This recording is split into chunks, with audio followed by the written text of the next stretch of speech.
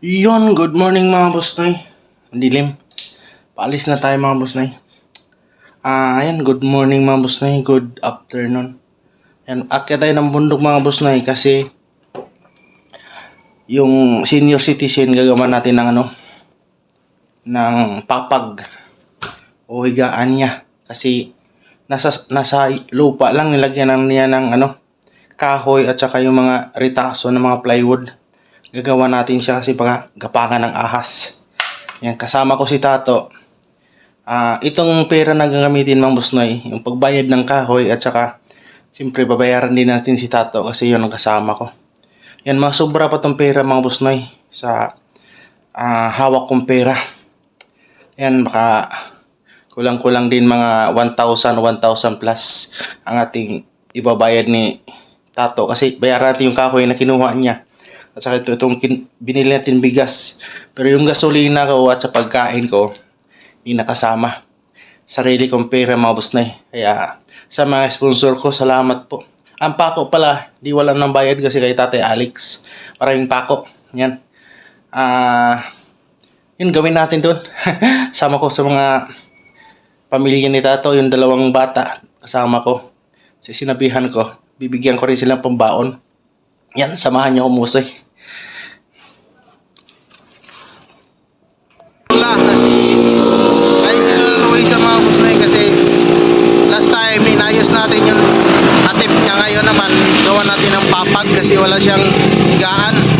Nasa lupa lang, nilagyan niya ng plywood kaya gagawa namin ni Tato mga busnoy. Ayan, nandito na ako, malapit na din ako. Tamang tama matapos sila pagsimba mga busnoy. Ang panahon, ambon-ambon. Pero di man to kalakas yata yung ulan. Ayan, dinalhan din natin ng bigas mga busnoy. Yan, na bigas at saka isda. Bumili na rin ako ng tinapay mga busnoy. So, malaki yung dito tak ng basura. Dapat ganon din doon. Ayan mga busnoy. Malapit na tayo pero talagang ambon-ambon. Ganon din to kanina sa Maynila mga busnoy. Ang taas pala dito, no? Yan.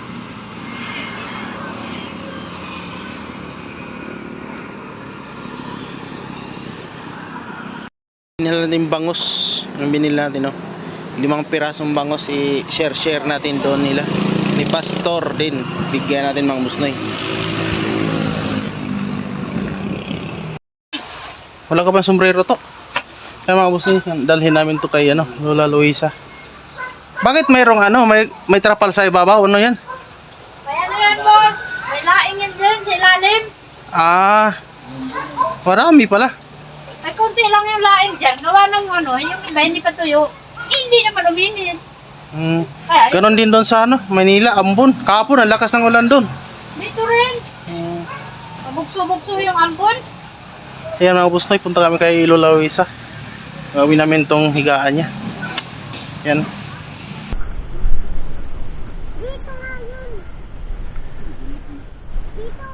Dito. Lakad lang kami kasi madulas.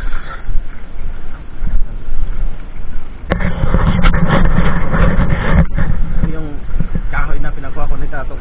Babayaran pa to natin. Utang pa tayo ni Tato. Kaya doon na kami kakain. Plus 12 pa pala.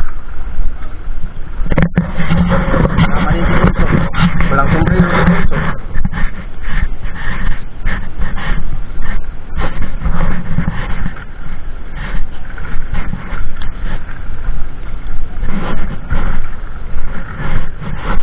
Lola Luisa.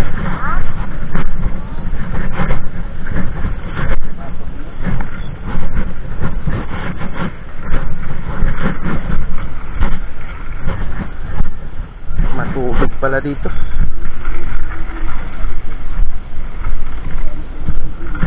Kang, umauna ka Kang. Mahaba yung akin. Yan, ito yung pangatlong anak ni Tato. May pasok to bukas kaya bibigyan ng baon.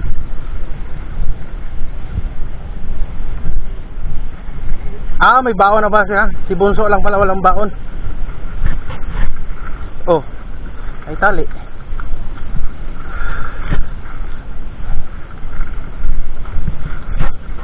Sabi ayos yan, di ba nasasaktan yung kalabaw? Kadina ang nilalagay.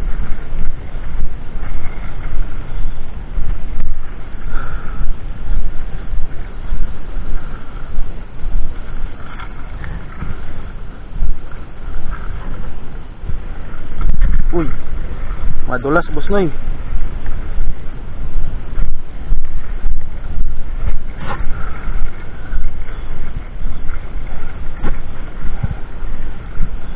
Nung linggo ba to ba?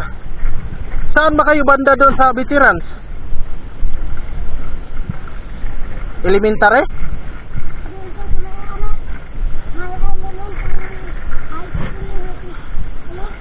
Saan banda? Sa Buso-Buso?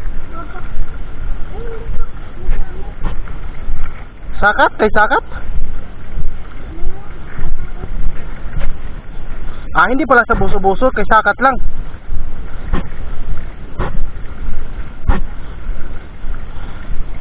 Saan ba yung elementary?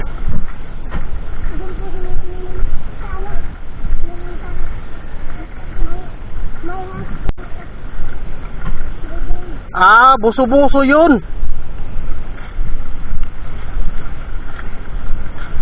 Malapit sa iglesia.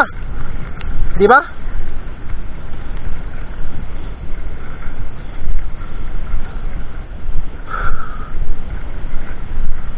Saan yung labasan nito?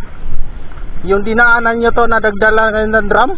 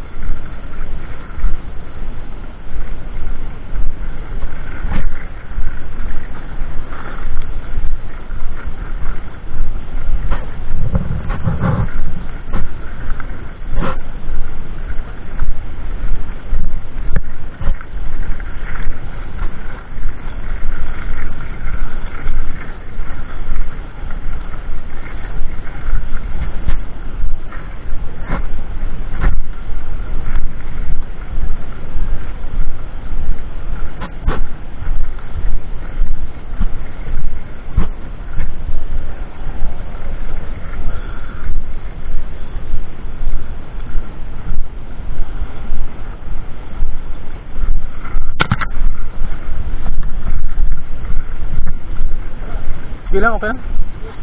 Oo.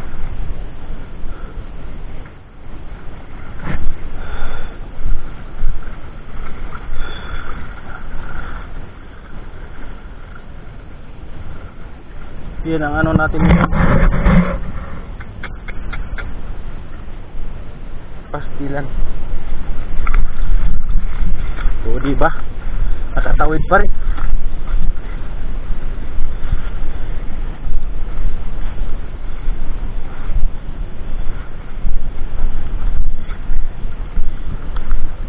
Putik pala dito. Tapos minsan dito dumadaan si Lola Luisa. Ang putik dito.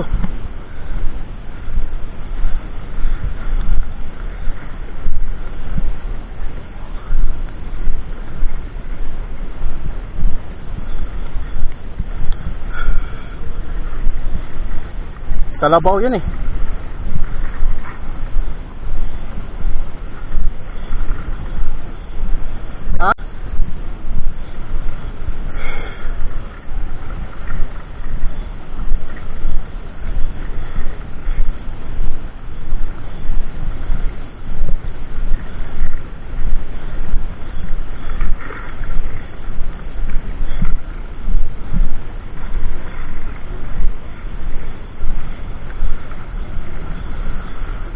Yun lang. Taas.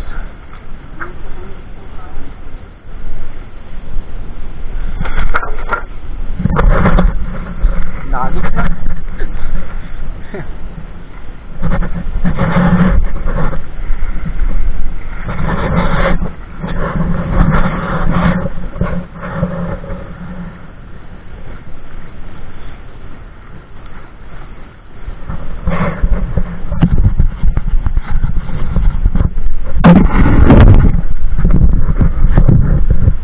Mahina si Tato, kaya ako na nagbuhat.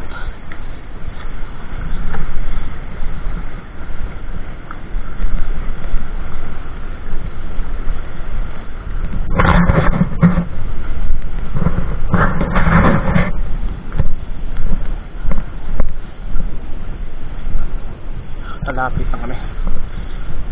Malapit na ako